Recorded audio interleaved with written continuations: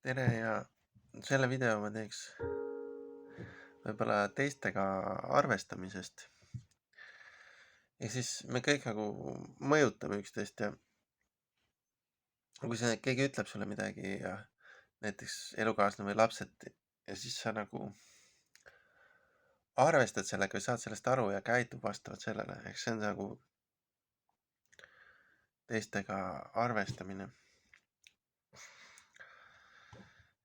Ja, ja, ja see toimib ka nagu laiemalt või mitte ainult siis kõige lähedasemad, vaid ka ülejäänud inimesed, et see kuidagi liigud oma elus vastavalt sellele, mida teised sulle ütlevad. jah.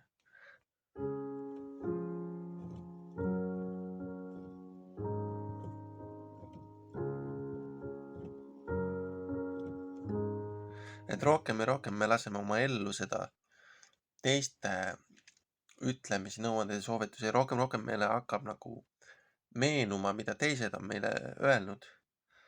Ja me võtame järjest rohkem kuulda seda teiste inimesi öeldud asju meie kohta. Ja vastavalt sellele me siis nagu ka julgeme järjest rohkem sellest juhinduda. Et see on selline sõpruskonna või maailma kasv nagu ja me vajame nagu teiste abi selles mõttes. Ja me vajame seda, et see siin planeedil elatud elu, et see ei oleks nagu nii isekas ja nii, et me paneme klapid pähe ja ei kuula teisi ja läheme täiega mingit oma teed ja et see ei oleks nagu see, vaid et me oleme avatud südamega, me võtame vastu, mis teised meile ütlevad ja juhindume sellest, onju.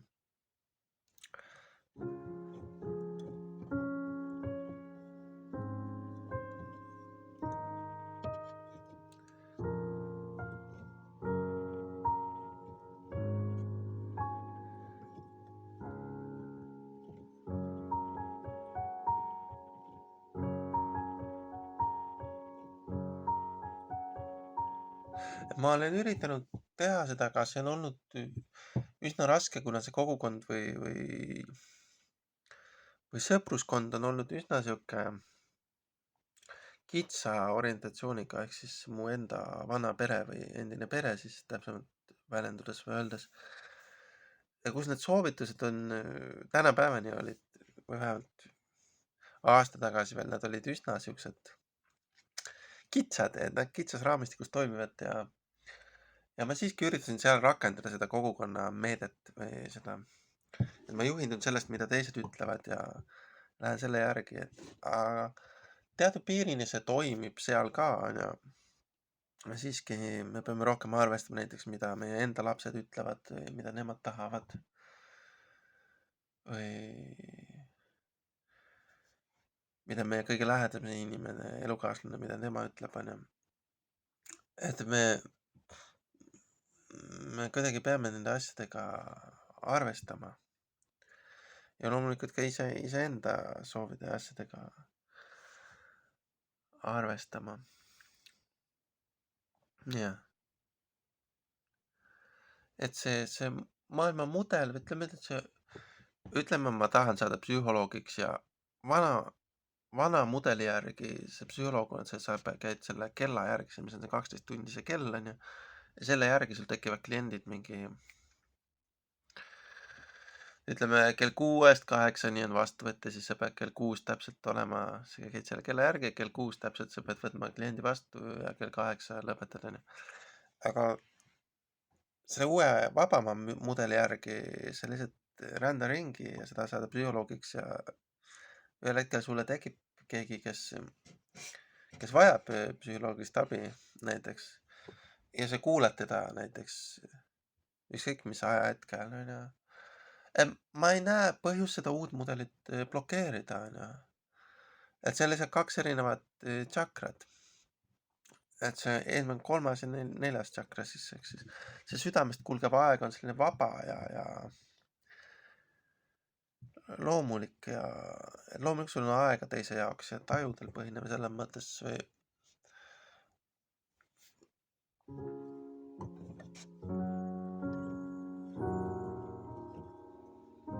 sa oled seal, kus sind on vaja ja sa oled teise inimese jaoks olemas, ükskõik millise inimese jaoks.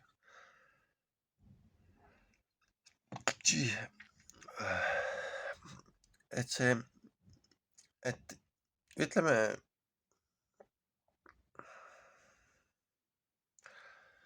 mind huvitab, et kuidas see kellaaja järgi värk käib ja ma tahan nagu seda rohkem teha, aga ma ei peaks siis hakkama nagu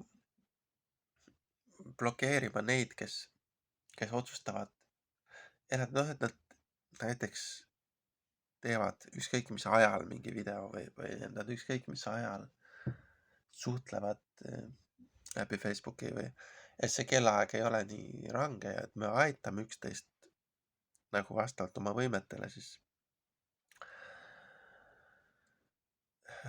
ükskõik mis ajal ja seal, kus me parasjagu oleme ja parimal võimalikul kujul ja ma ei taha, et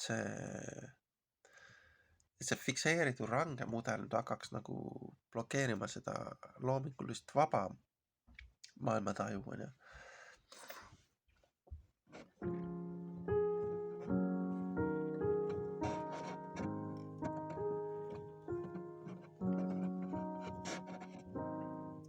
Mida rohkem on see loomulik, seda paremini me ennast tunneme tegelikult ja kui sul ei ole jõudu kliendiga tegeleda, siis sul ka ei ole seda klienti parasjagu ja et see kõik nagu läheb iseenesest selles mõttes.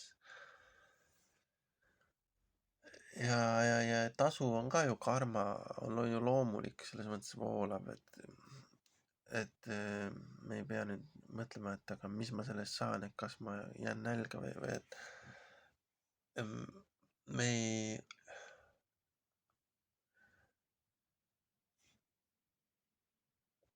ei pea nagu teisi suruma enda maailmavaatesse, onju. Et mul on maailmavaade A, onju, ja teine inimene, ta vist ei mõtle päris nii, onju. Kas ma nüüd hakkan talle oma maailmavaadet suruma? Vaat seda viga kahjuks tehakse, onju. Ja see tõesti sotsiaalses mõttes või sotsiaalses sfääris see tõesti on viga, see on suhtlusviga, et ma hakkan teisele nüüd rääkima, et ole nagu mina ja mõtle nagu mina ja et olgu sul minu maailmavaade. Et selles mõttes see ei ole viisakas lihtsalt see suhtluses, onju. Et see viisakas oleks tunda ka teise inimese kohta huvi, onju, ja küsida, kuidas tal läheb ja et see selles mõttes mõned on edukamad suhtlejad ja teised on vähem edukad suhtlejad. Jah. Okei.